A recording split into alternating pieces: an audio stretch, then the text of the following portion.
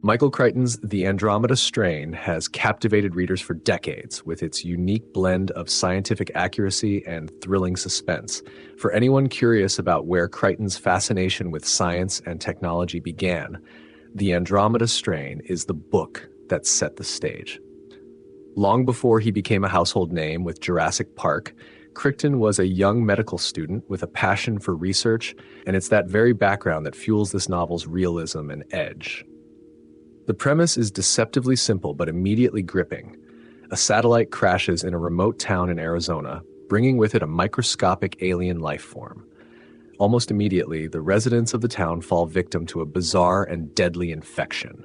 The government swiftly sends in a team of scientists to contain the microorganism, dubbed Andromeda, and work out a way to neutralize it before it spreads. But here's the twist. The researchers are isolated in a state-of-the-art, high-security lab, working under immense pressure and against an invisible clock. The stakes couldn't be higher.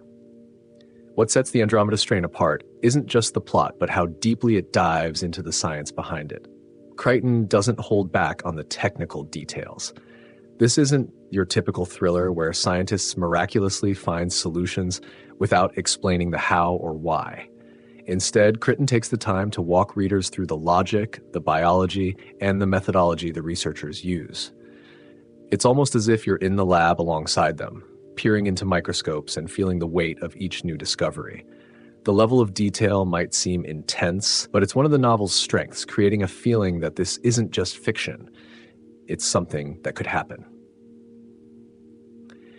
And let's talk about the characters for a minute. Dr. Jeremy Stone, the head of the research team, is a Nobel laureate, a sharp mind with a deep sense of duty, but he's also human, and Crichton shows us his vulnerabilities.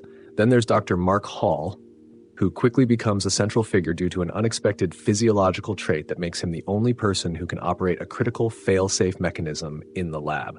Through him, we see how ordinary people, even reluctant ones, can rise to the occasion under extreme pressure.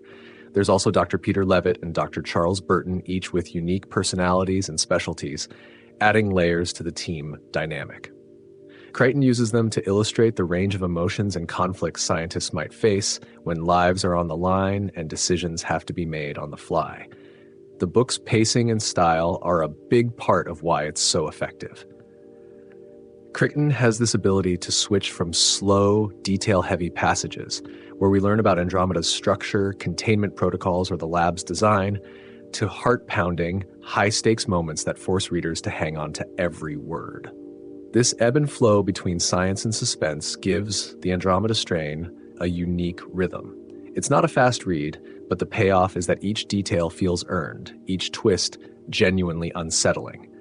What's impressive is how much Crichton bases the science on real principles, grounding this fictional outbreak in things that were known, or at least theorized, in the 1960s.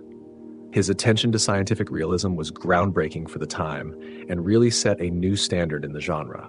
Crichton creates a lab that feels plausible, containment protocols that make sense, and an organism that's terrifyingly convincing.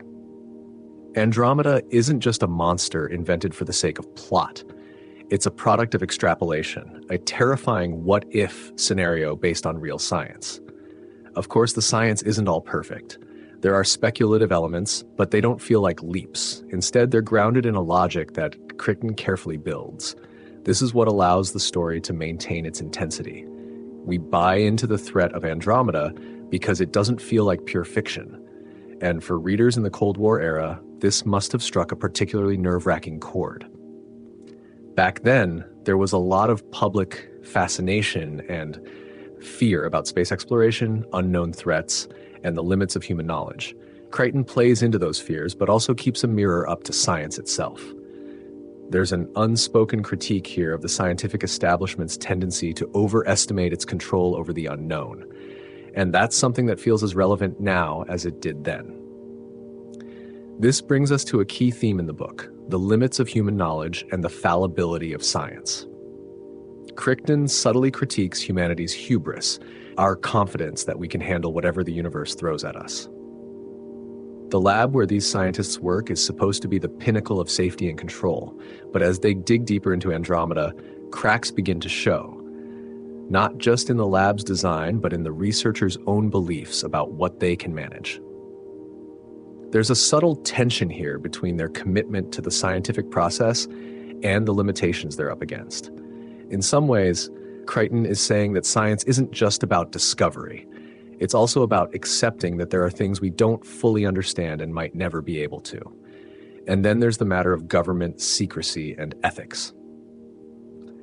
The Andromeda Lab is built as a response to potential biological threats, a Cold War precaution designed to defend humanity. But Crichton poses uncomfortable questions about these preparations. Are these scientists just heroes, or are they complicit in a system that uses science as a tool for control and secrecy?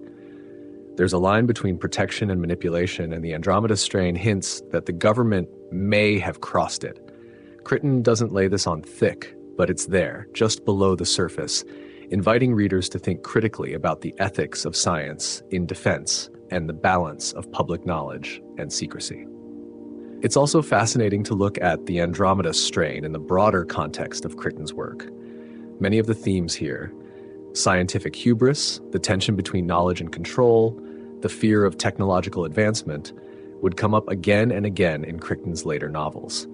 Think of Jurassic Park, where the manipulation of DNA has disastrous consequences, or Prey, which takes on the dangers of artificial intelligence. The Andromeda Strain is a blueprint of sorts for the techno-thriller genre Crichton would become famous for, and it's remarkable how well it holds up even in a modern context. Since its release, the Andromeda Strains has influenced countless authors and works in the outbreak genre. In the realm of science fiction thrillers, few books have managed to achieve the same balance of realism and terror. And perhaps what's most surprising is how relevant it feels today, in an age where pandemics and biothreats are a real part of our world. Crichton may have written this story as speculative fiction, but the themes it explores, our obsession with control, the limits of science, and the dangers of secrecy, still resonate. For anyone looking to read The Andromeda Strain, it's more than just a suspense novel. It's a story that makes you think about the role of science in society and the ethical dilemmas that come with technological advancement. It's intense, thought-provoking, and surprisingly prescient. Whether you're a fan of science fiction, thrillers, or simply well-told stories, it's absolutely worth picking up.